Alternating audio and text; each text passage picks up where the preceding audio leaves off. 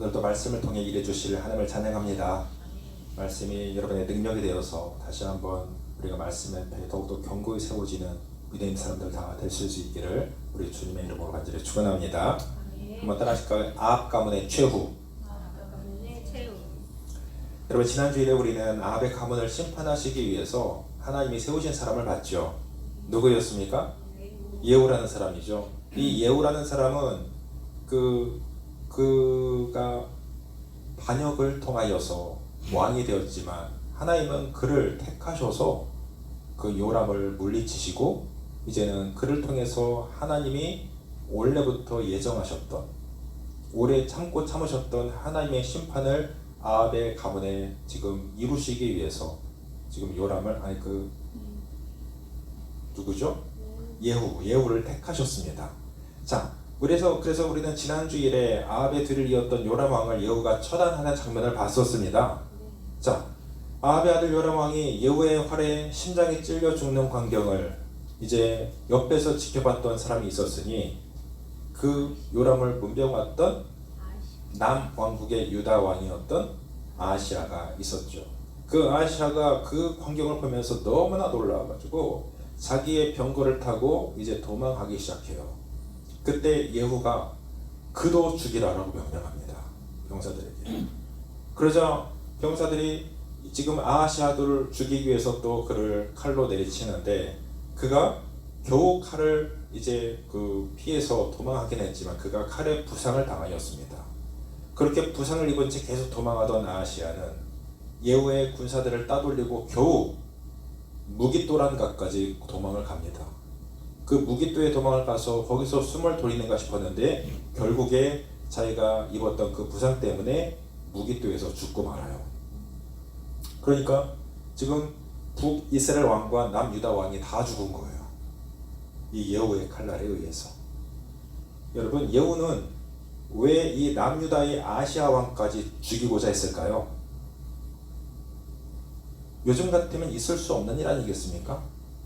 옆에 나라 왕 그 대통령을 우리가 죽인다? 요즘 같으면 외교적으로 있을 수 없는 일이잖아요. 그런데 지금 이곳에 그 일이 벌어지고 있는 것입니다. 지금 아합 가문의 심판이 시작이 되었고요. 이것은 누가 행하시는 일입니까? 하나님이 행하신 일이에요. 그렇다면 아합 왕이 지금 요람 왕과 함께 죽게 되는 이 일도 역시 하나님의 심판의 그 연속선이라고 봐야 될 것입니다. 자, 그렇다면 아하시아가 이 요람과 함께 심판받은 이유가 있을 겁니다. 좀 두 가지 이유를 여러분에게 말씀드리고 싶은데, 먼저 이 아하시아가 이 함께 심판받은 이유는 아합과 일단 사돈지간이었기 때문이었습니다. 그는 아합과 사돈을 맺었습니다. 예후가 요람의 병문안을 왔던 이 아하시아까지 죽이라 명한 것은 아하시아 역시 아합의 딸이었던 아달랴라고 하는 여인과 결혼을 합니다. 그래서 아합과는 사돈지간이었고요. 그렇다면 사돈지간도 역시 얘가 친척이라고 봐도 무방하잖아요. 그렇기 때문에 이 패역한 아합의 가문과 사돈을 맺었던 이 영향력이 그에게도 부메랑으로 돌아온 것이라고 볼 수가 있겠습니다. 그래서 하나님은 예후에게 아합의 이 모든 친척을 다 죽이라고 명령하셨기 때문에 이 아하시아도 함께 죽게 된 것입니다. 자, 그리고 두 번째 이유를 찾는다고 한다면 이 요람과 함께, 이 악한 왕 요람과 함께 그가 죄의 자리에 함께 있었기 때문에 그는 죽임을 당한 거라고 볼 수 있어요. 이 아하시아가 비록 아합의 사위라고 할지라도 그가 만일 이때에 자신의 나라였던 남유다의 예루살렘에 머물고 있었다면 어땠을까요? 거기까지 찾아가가지고 그를 죽이지는 않았을 것입니다. 그러므로 더 정확히 말한다고 한다면 이 악인 요람이 심판을 받는 자리에 함께 있었기 때문에 아하시아도 같이 악인 취급을 받아서 죽게 된 것입니다. 그도 역시 하나님을 멀리했던 사람이었고 그도 역시 하나님과는 전혀 동떨어진 우상을 섬기는 자리에 함께했던 사람이기 때문에 이 아하시아를 싸잡아가지고 하나님이 심판의 대상이 되게 하신 거예요. 여러분, 마지막 심판의 때에 나의 자리는 어디일까 한번 생각해 보십시오. 예수님께서 이 땅을 다시 오실 때에 그 마지막 심판의 때에 나는 과연 어느 자리에 있어야 될까요? 이 아하시아 같이 죄 가운데 빠져 헤매이고 있을 때에 우리가 예수님을 맞이하게 된다면 회개할 때도 찾지 못한 채 우리는 영원한 멸망의 길로 들어갈 수도 있을 겁니다. 그러니까 여러분 언제 주님 오실지 모르기에 오늘도 우리는 주님과 함께 걸어가는 것입니다. 주 품에 있을 때 우리는 심판의 자리에서도 안전하게 될 줄로 믿습니다. 그러니까 우리는 주님을 날마다 가까이 하는 거예요. 나 스스로는 안 되기 때문에 주님과의 동행이 우리는 늘 이어져야만 우리는 심판의 자리를 면할 수가 있는 거예요. 이 아하시아가 죄의 자리에 함께 했기 때문에 그는 죽음을 피할 수 없었어요. 자, 이 요람과 아하시아를 이렇게 처단했던 예후는 이제 곧바로 이스라엘 땅으로 향하게 되는데 거기에 누가 있냐면 바로 이세벨이라는 그 악녀가 있었습니다. 아합의 아내였던 이세벨. 자, 이 아합의 아내 이세벨을 죽이기 위해서 이제 예후는 이스라엘 땅으로 들어가죠. 이세벨은 예후가 자기의 아들 요람을 이미 죽였고 지금 자기를 죽이려고 이곳으로 오고 있다는 사실을 이미 전가를 받아서 알고 있었습니다. 그래서 30절 보니까 예후가 이스라엘에 오니 이세벨이 듣고 눈을 그리고 머리를 꾸미고 창에서 바라보다가 예후가 문에 들어오며 이르되 주인을 죽인 너 시므리여 평안하냐 그랬습니다. 놀라운 사실은요, 이제 곧 자기를 죽이려는 자가 들이닥치는 것을 알면서도 그가 뭘 하고 있어요? 눈도 그리고 머리도 꾸미고 꽃단장하고 있었던 거예요. 뭐 여자라면 충분히 그럴 수 있죠. 자, 그런데 이세벨이 이렇게 눈 화장도 머리도 하면서 자기를 죽이려는 예후를 맞이했던 이유를 생각해 보자면 예후에 대해서 어찌 보면 좀 기선제압용이라고 볼 수가 있을지도 모르겠어요. 무슨 의미냐면요, 여러분 예후가 들어오자마자 지금 자기 아들 요람을 이미 죽이고 반역을 꾀한 그에게 비꼬고 있습니다. 주인을 죽인 너 시므리여 평안하냐 그랬습니다. 자, 시므리가 누군지 여러분 기억이 나십니까? 예후를 지금 시므리로 비꼬고 여기 빗대서 말하고 있잖아요. 그럼 시므리라는 사람이 어떤 사람이었는지 여러분 생각이 나셔야 돼요. 시므리는 누구냐면 여러분 지난주에 나눠드린 이 책받침에 보면 시므리는 북이스라엘의 5번째 왕입니다. 그러니까 군대 정관에 있던 그가 반역으로 엘라라는 사람을 죽이고 그가 왕권을 잡거든요. 그런데 여러분 생각이 나실 겁니다. 이 사람이 겨우 왕위에 있었던 시간은 단 7일이었습니다. 7일 천하 기억하시죠? 가장 단명했던 왕이에요. 시므리는 그가 군대 장관이었던 이 시므리가 엘라 왕을 죽이고 자기가 왕권에 오르는데 그 당시에 또 다른 군대 지휘관이었던 오므리라는 사람이 있습니다. 이 오므리가 자기들의 군대에 의해서 자기가 왕위에 올라요. 그러니까 군대에 의해서 왕위에 세워지는 사람이 오므리였는데 이 오므리가 시므리에게 도전하기 위해서 그 성으로 갑니다. 그러니까 엘라를 죽이고 자기가 스스로 왕이 된 시므리를 치기 위해서 또 다른 왕으로 세워진 오므리가 시므리를 치러 가는 거예요. 그 디귿이라는 성읍을 장악했을 때에 이 시므리는 자기가 이제 오므리에게 상대가 되지 않는다는 사실을 깨닫고 그 왕궁에 불을 지르고 자살을 하게 됩니다. 그래서 7일 만에 그 왕의 천하가 끝나는 거예요. 그렇게 비참하게 반역을 꾀했다가 7일 만에 죽음을 당한 사람이 바로 시므리인데 그 시므리에게 지금 빗대서 예후를 표현하고 있는 거예요. 너 이 반역자 시므리여 평안하냐? 이해가 되시죠? 이 이세벨은 예후를 그런 시므리에 빗대서 반역자로 몰고 있는 것입니다. 누구라도 죽음 앞에서는 벌벌 떠는 것이 인지상정일 텐데 죽음 앞에서조차 이렇게 태연하게 그 왕을 비꼬고 예후를 비꼬고 또한 태연하게 눈화장하고 머리를 꾸미고 이렇게 큰 소리 치는 모습을 보게 될 때 오히려 상대방이 자기를 통해 기가 지릴 것으로 생각했을 것입니다. 여러분 생각해보세요. 구약 역사상 가장 위대한 선자가 바로 엘리야 선자입니다. 그런데 이 엘리야가 갈멜산에서 그 이방 선지자 850명과의 대결에서 엄청난 영적 전쟁에 승리하지 않습니까? 그런데 그 영적 전쟁에 승리했을 때 이제 그 이방 선지자를 전부 다 엘리야가 죽여버리고 이제 개선의 노래를 부를 때에, 근데 그에게 들려오던 소식이 뭐였습니까?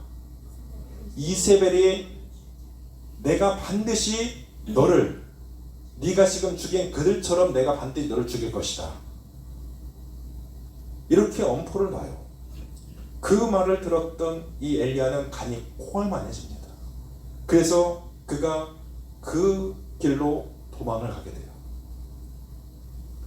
그래서 저기 그 이스라엘 가장 끝 땅까지 브엘세바까지 그는 도망을 가게 되는데, 거기에서 더 광야로 더 혼자 도망가가지고 로덴나무 밑에 그가 누워가지고 하나님 앞에, 하나님 조카오니 내 생명을 거두어 주시옵소서, 이렇게 기도하지 않습니까? 그게 누구에 의해서냐면 바로 이 이세벨에 의해서였어요. 이 이세벨의 호기 앞에 그는 무너진 거예요. 자, 그런 어떤 지금 제가 그런 전적을 이미 갖고 있었던 이세벨이 예후에게도 그 작전을 쓰고 것 같아요. 예후에게도. 그래서 기선제압용으로 오히려 그를 비난하고 또 오히려 눈화장하며 머리를 단장하면서 오히려 태어난 척. 그런데 예후가 누굽니까? 예후는요, 엘리야와는 틀리게 전장에서 굴러먹던 장군이에요. 그러니까 씨알도 안 막혀. 예후는요, 그 소리를 들어도요 전혀 동요치 아니하고 지금 이 이세벨을 처단하게 됩니다.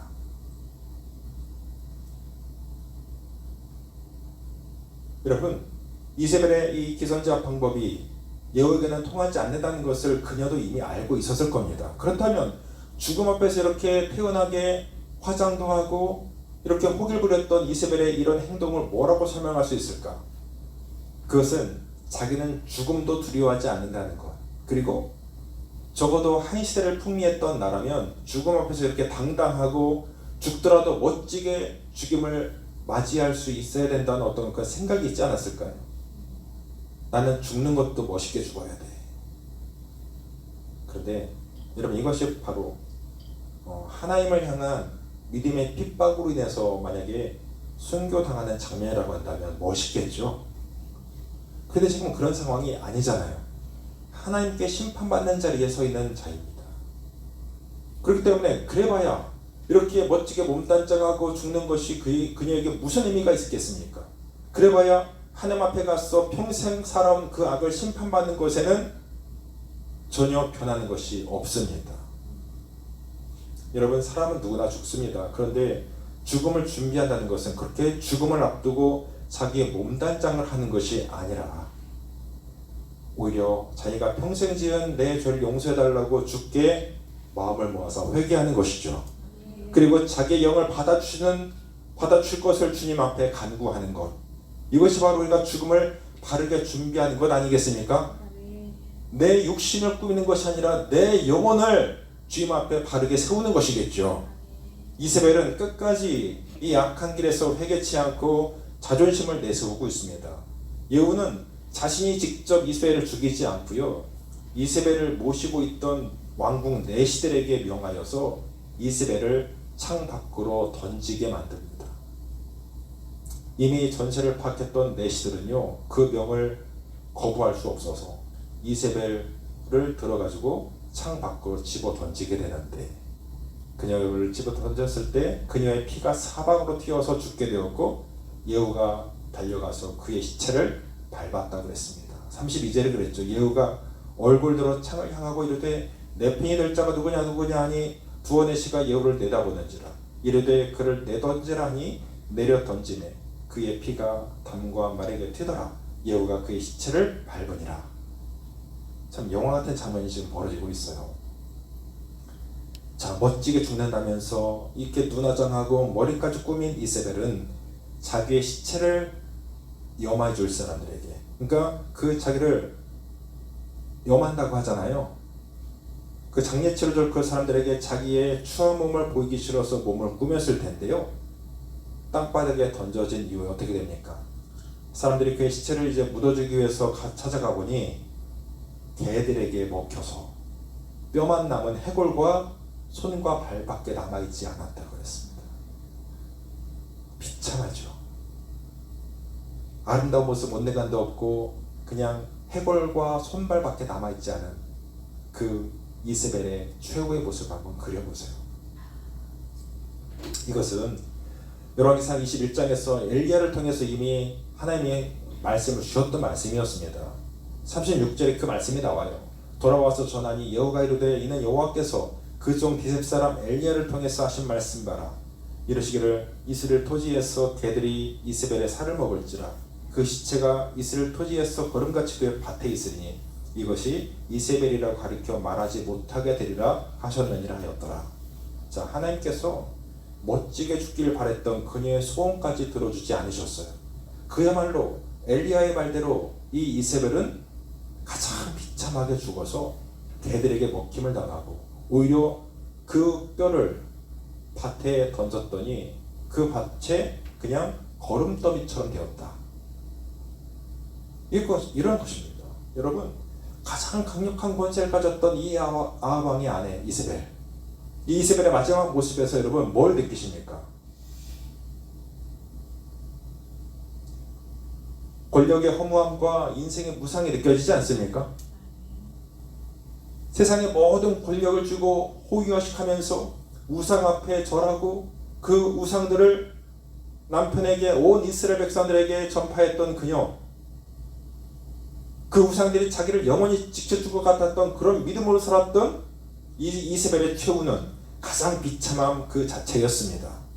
자신의 마지막이 그렇게 될 것이라고는 그녀도 꿈에도 생각하지 못했을 거예요. 여러분, 내가 천지를 창조하신 하나님을 알고 또 십자가의 예수님을 나의 주님으로 고백하면서 산다는 것이 얼마나 큰 복인지를 이 사건을 통해서 다시 한번 여러분 하나님 앞에 감사할 수 있기를 바랍니다. 오직 그분의 손에 붙들려 하나님이 쓰실 만한 그릇으로 살아가는 것, 그것이 가장 귀하고 아름다운 삶이라는 것을 우리가 늘 잊지 않고 살았으면 좋겠습니다. 우리가 읽지 않았지만 이제 10장으로 넘어가 보시면 이 아합 가문의 심판이 이어지고 있는데요. 자, 사마리아 성에는 아직도 아합의 아들 70명이 남아 있었습니다. 이 이세벨을 죽인 예후의 칼날은 이제 이 아합의 아들 70명에게로 향하게 됩니다. 이 예후는 이제 편지를 써가지고 사마리아 성에 있는 이스라엘의 귀족들, 곧 장로들과 아합의 자손들을 교육하던 선생님들이 있잖아요. 그 70명을 교육하고 가르쳤던 선생님들, 교육자들, 이런 자들에게 편지를 보냅니다. 아합은 그 편지를 통해서 뭘 말하냐면 그들에게는 말도 있고 병거도 있고 아주 튼튼한 요새도 있으니 또 무기도 많이 있으니 아합의 아들들 중에서 적합한 자를 하나를 택해서 왕으로 세우고 그들의 주인인 아합의 집을 위해서 싸우라, 이렇게 말하게 됩니다. 그러니까 10장 3절 4절 말씀에 그 이야기가 나오잖아요. 너의 주의 아들들 중에서 가장 어질고 정직한 자를 택하여 그의 아버지의 왕좌에 두고 너희 주의 집을 위하여 싸우라 하였더라. 그들이 심히 두려워하여 이르되 두 왕이 그를 당하지 못하였거든 우리가 어찌 당하리요 하고. 자, 예후가 이런 편지를 보냈을 때 지금 분명히 이런 이야기예요. 너희 중에 아합의 아들 70명이 있지 않느냐. 그런데 그 70명 중에 가장 정직하고 똘똘한 녀석을 하나 택하여서 너희가 아합을 대신해서 왕으로 삼아라. 그리고 그를 통해서 우리와 한번 싸워보자. 그거예요. 그런데 이 사마리아 성에 있는 그 귀족들, 그리고 그들을 70명을 다스리고 또 가르쳤던 교육자들이 이미 전세를 파악해 보니까 어때요? 이 예후를 통해서 이미 남왕국과 북이스라엘 왕이 다 죽었어요. 이미 예후에게 모든 실권이 넘어간 것을 이미 그들 느꼈습니다. 그렇기 때문에 우리가 어찌 당신을 대적하겠습니까? 이미 당신을 통해서 두 나라의 왕이 다 죽었는데 우리는 당신을 대적할 힘이 없습니다. 우리는 당신께서 무슨 말씀을 하시든 따르겠습니다. 이렇게 나오는 거죠. 좀 상황이 파악이 되시죠? 네. 예, 그래서 그들은 예후의 명령대로 따르겠다는 편지를 오히려 보내게 됩니다. 그러자 예후는 그렇다면 너희들 그런 의지가 있다면 아합의 아들 그 70명을 한 자리에서 모두 죽여서 그 머리들을 베어가지고 광주리에 담아서 다음날 아침까지 내게로 가져오게 하라는 거죠. 7절에 그랬습니다. 편지가 그들에게 이르되 그들이 왕자 70명을 붙잡아 죽이고 그들의 머리를 광주리에 담아 이스라엘 예후에게로 보냈다 그랬습니다. 짧은 말씀이지만 참 엄청난 피바람이 불었잖아요. 그들은 편지를 받자마자 곧바로 아합의 아들 70명을 죽였습니다. 그리고 그 머리를 잘라가지고 광주리에 일일이 담아가지고 이스라엘 땅에 있는 예후에게 보내게 됩니다. 아합의 아들들은 누구에게 지금 죽임을 당한 겁니까? 그렇죠. 자기들의 선생들에게, 자기들이 존경하고 자기들을 가르쳤던 선생들에게, 오히려 믿었던 선생님들에게 이렇게 죽임을 당한 겁니다. 자, 예후가 이 70명의 아합의 자손들을 죽일 때에 자신의 손으로 직접 하지 않고요, 이 아합 자손들의 측근들을 통해서 죽이게 된 것은 아합 가문을 자기가 직접 죽였다는 부담감을 좀 덜기 위해서 아니었을까 생각해봐요. 여러분, 이세벨도 자기가 직접 죽이지 않았잖아요. 그 내시들을 통해서 창밖으로 던지라 했죠. 그래서 내시들의 손에 의해서 지금 이스라엘도 처단하였는데, 이 아합의 아들 70명 역시 자기 손에 피 묻히지 않고 이 예후는 그 측근들을 통해서, 아합의 측근들을 통해서 이 아들들을 처단하게 만듭니다. 한두 명도 아니고요, 왕자 70명을 죽이는 것에 대해서 예후도 분명히 부담감이 있었을 겁니다. 그런데 측근들이 죽였으니까 누구라도 그 일에 대해서 예후에게 책임을 물을 수 있겠어요? 책임 물을 수 없죠. 예후가 참 작전을 참 잘 쓴 것 같아요. 처음부터 이 아들들을 죽이라는 명령하지 않고 그들 중에서 왕자 중에 왕을 삼아서 우리 왕 대적해보자 이런 작전을 썼잖아요. 그리고 난 이후에 그들이 항복하니까 그 머리를 해서 내게 가져와라. 그럼 내가 인정하겠다. 대단한 배짱을 보였어요. 여러분, 다시 한번 이 아합의 자손들이 믿었던 자기들의 측근들에 의해서 죽임을 당하는 장면들을 이렇게 볼 때에 우리는 세상의 권세와 좀 이 권력의 허망함을 다시 느낄 수가 있습니다. 좀 우리나라도 그런 모습을 보이고 있잖아요. 가장 높은 자리에 있었던 자가 지금 가장 비참한 어떤 그런 상황 속에 몰려가고 있지 않습니까? 여러분, 그들이 권세가 있을 때는 천하가 다 그들의 말에 주목하고 그 명령에 복종했지만 세상이 바뀌어 권세가 다른 자에게 넘어가자 자기들을 돌볼 책임이 있는 가장 가까운 측근들조차도 지금 마음을 바꿔서 그들을 죽인 자가 되었습니다. 이게 바로 세상의 논리예요. 자, 마지막으로 예후는 아합의 집에 속해 있는 사람 중에 이스라엘에 아직 살아있는 사람들, 그러니까 아합과 관련된 사람들을 모조리 싸잡아 죽이게 되는데 10절 말씀 보십시오. 그런즉 이제 너희는 알라. 곧 여호와께서 아합의 집에 대해서 하신 말씀은 하나도 땅에 떨어지지 아니하리라. 여호와께서 그의 종 엘리야를 통해서 하신 말씀을 이제 이루려 하셨도다 하니라. 예후가 아합의 집에 속한 이스라엘에 남아있는 자를 다 죽이고 또 그의 귀족들과 신뢰받는 자들과 제사장들을 죽이되 그에게 속한 자를 하나도 생존자를 남기지 아니하였더라. 아합의 집안과 관계된 모든 자들, 아들들뿐 아니라 이제 그 아합과 조금이라도 밀접하게 관련이 있었던 사람들을 다 죽였다는 겁니다. 심지어 제사장들까지. 아합 가문을 완전히 진멸해 버리신 거예요. 아합 가문의 최후를 보는 것입니다. 우리는 이 말씀들을 보면서 무슨 생각이 드십니까, 여러분? 예후가 이 정도까지 해야 했을까라고 생각이 들지 않으십니까? 이 정도까지 해야 했을까? 예후가 참 잔인한 사람이구나.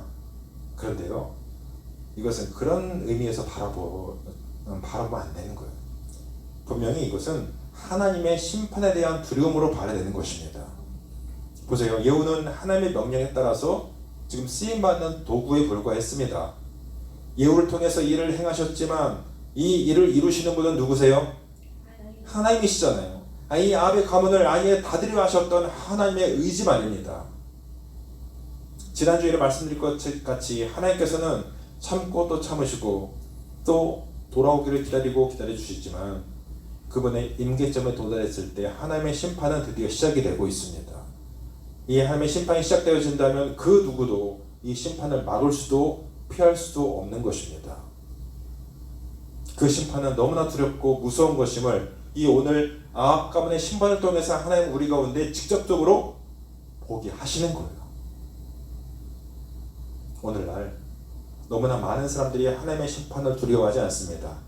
하나님이 기회를 주시고 또 주셔도, 기다리고 계시고 또 기다려 주셔도 하나님께로 돌아오지 않는 사람들, 하나님은 그 아들을 죽이면서까지 우리의 구원을 이루어 놓으셨고 그 아들을 믿고 바라보는 자마다 하나님은 살리라고 우리 가운데 약속해 주셨지만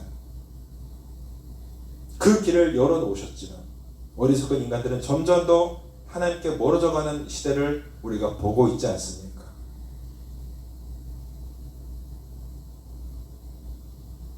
기간이 2년도 되지 않은 군대를 면제받기 위해서 어떤 청년이요 손가락을 잘랐대요. 그런 아이도 있는데 영원히 이어지는 그 무서운 하나님의 심판을 두려워하지도 않고 들으려고 하지도 않는 사람들, 그 심판을 받지 않으려면 어찌해야 되는지 묻는 사람도 없는 이런 시대,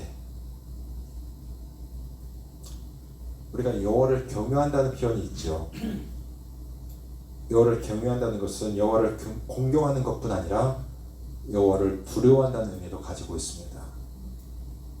여호와를 공경함과 동시에 그분을 두려워한다는 표현이 바로 그 여호와를 경외한다는 표현이에요. 우리는 하나님의 심판을 두려워하는 믿음이 있어야 될 것입니다. 이 하나님의 심판을 두려워해서 우리가 그래야만 우리가 얼마나 큰 죄인지를 깨닫고요, 또 예수님을 더 절실히 붙잡을 수가 있는 것입니다. 어찌되었든 절대적으로 우리는 예수님 안에 있어야 하나님의 심판을 피할 수 있는 줄로 믿습니다. 우리의 가정이, 내 자손들이 이 하나님의 심판을 피하여서 하나님을 경외하고 예수 그리스도를 주인 삼아 살아갈 수 있도록 더 마음 모아서 이 본문 말씀을 보면서 좀 기도했으면 좋겠습니다. 그 시간이 길지 않을 수 있어요. 하나님의 인내 시간이 많지 않을 수 있습니다. 우리는 그 시간을 아끼고 그 날을 잘 준비해야 되는 것입니다. 날마다 십자가의 주님으로 인해서 승리의 길을 걸어갈 수 있는 우리의 모든 삶과 여러분의 가정들, 구성원들 다 되실 수 있기를 우리 주님의 이름으로 간절히 축원을 드립니다. 우리 함께 기도하겠습니다.